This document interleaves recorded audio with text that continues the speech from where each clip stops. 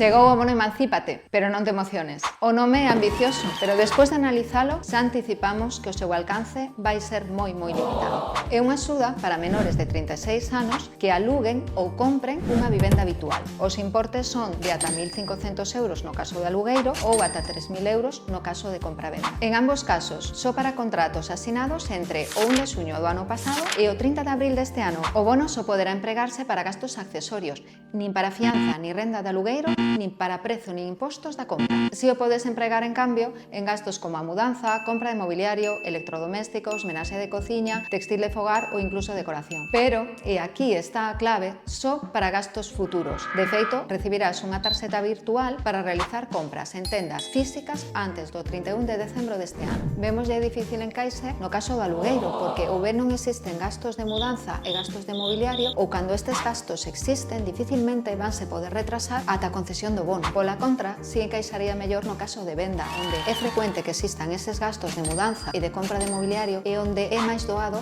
retrasar ese desembolso ata a concesión do bono. Unha medida positiva? Sí, dende logo, pero que se queda moi curta no seu obxectivo de dar pulo á emancipación dos xóvenes. Se estás entre os beneficiarios, parabéns e non demores, xa que o prazo remata o 30 de abril e os fondos son limitados.